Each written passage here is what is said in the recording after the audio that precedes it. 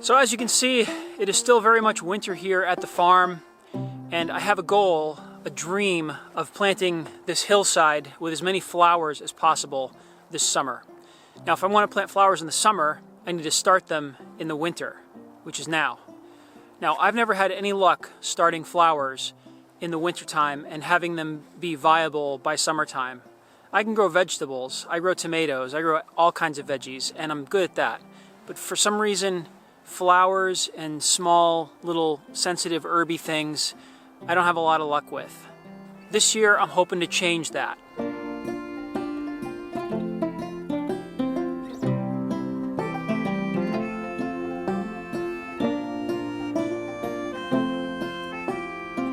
So in the past, I've treated my flowers like I've treated my tomatoes, which is basically put the seeds in the soil, put them on a heat mat. In 3 days, you've got sprouts coming up. In like 3 weeks, you can put them into pots and they just grow like weeds. I've been doing a lot of YouTubing and a lot of reading about flowers, and I'm learning that every flower has kind of different care, different length of germination, different ways to germinate the seeds, different requirements to be successful. So this year I'm trying 3 new things to be more successful with my flowers. Number 1, I'm starting my seeds in January. Based on our frost dates here in Massachusetts, you can put tomatoes unprotected outside around the end of May, like the last day of May, Memorial Day kind of thing.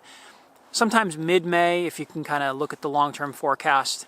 So with tomatoes, you kind of know that window of time, you count backwards and you put your seeds in soil right around the last week of March, first week of April, for us here in Massachusetts. So one of the plants I really want to grow this year is lavender, and I've never even gotten lavender to germinate before, but I've learned that lavender seeds need a period of stratification before they can germinate. Stratification is the phase that the seeds would go through if they were out in the actual winter outside. They're cold, they're frozen, they're in the dark, and they are under snow. They're wet, they're moist, they're cold, they're frozen. They need a period like that before they can sort of wake up in the springtime and then send out their roots. So if you want to seed lavender, you need to trick the seeds into thinking they've been stratified out in the snow. And I want to shout out to the Suburban Homesteader channel who taught me this trick.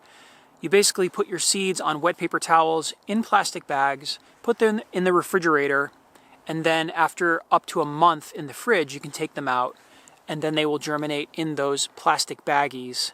Then you can transfer those germinated seeds into soil. So I did multiple rounds of this to see if it really takes a month in the fridge.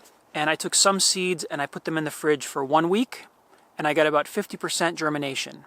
I left some in for 2 weeks, and then 3 weeks, and then 4 weeks. So each of the 1 week, 2 week, 3 week experiments that I did, I got about 50% germination on each one of those tests. The 4 week one had a weird result. This bag of seeds here was in the refrigerator for 4 full weeks. Same with these other bags here.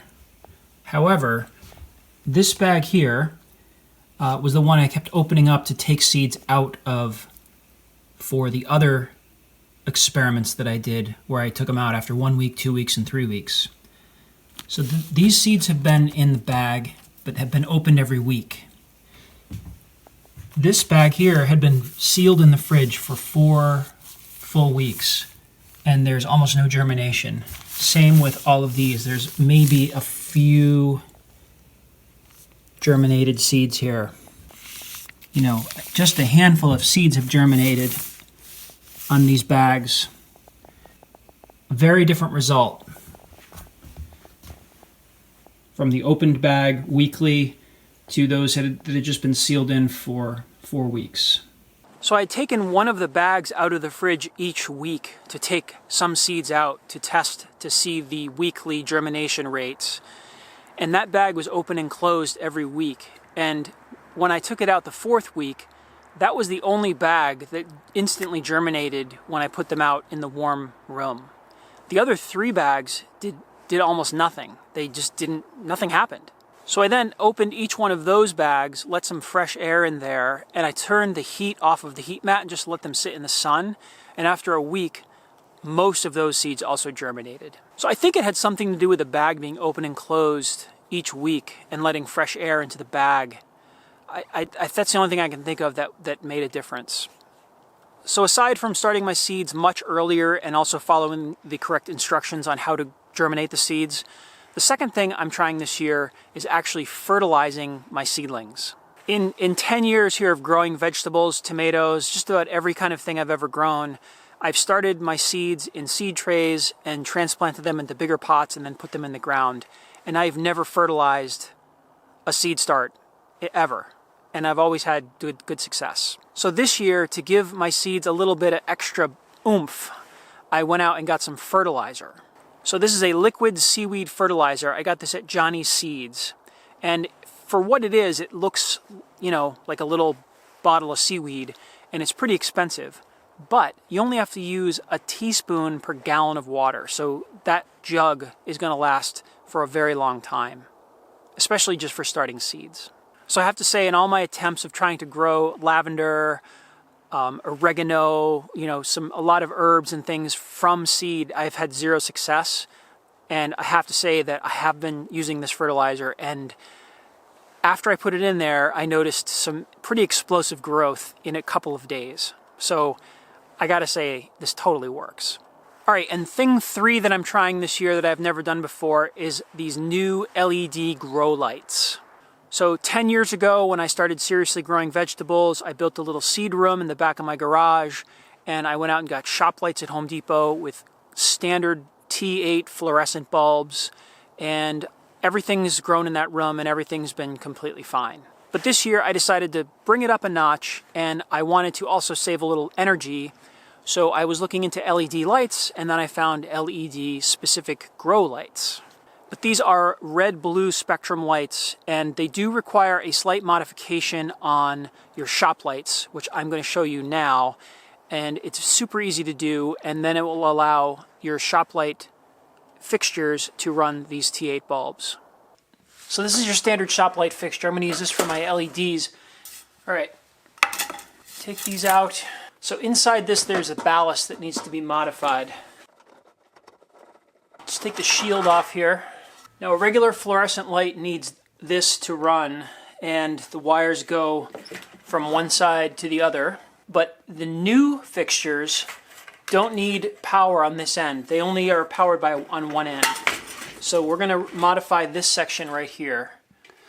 So for this modification, we're going to cut all of the wires right off of this ballast. So this will no longer be able to run the fluorescent bulbs. This is only going to be able to run the LEDs from now on. Your shop light might be a little different, but we have 2 yellow wires going to this side, 2 red wires going to this side, and then we have a hot and a neutral, and a ground. Leave the ground where it is. Ground is fine. So we don't need any wires going to this end. This end is basically just holding the bulb in place. There's no power over here. So now we just have to strip the ends of all 6 of these wires. These are the feed wires. Black and white, hot, neutral. So what we want is a hot and a neutral to go here, and a hot and a neutral to go here. So we take 1 red and 1 yellow. That's 1 from this side, 1 from this side. Twist those together. And then a black.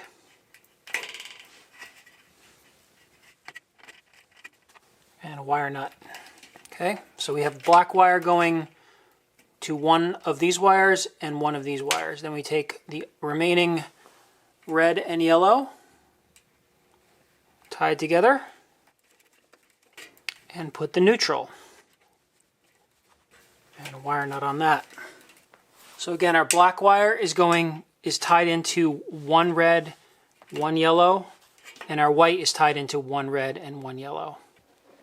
Make sure your ground coming in from this is still attached. You definitely want to have ground there.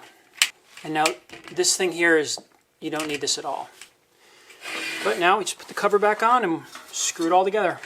All right, let's see if it worked. The thing I love about these lights is they're These are plastic. They're not glass, so they're not gonna shatter ever. But these also should last many, many, many years compared to the fluorescent bulb.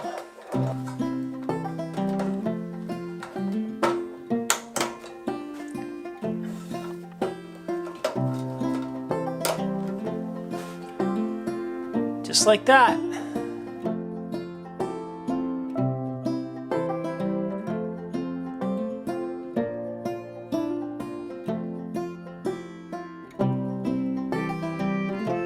So I gotta say, these bulbs are kind of freaky. When you go into the room, everything's just pink and it's kind of weird on your eyes, but the plants definitely seem to love it.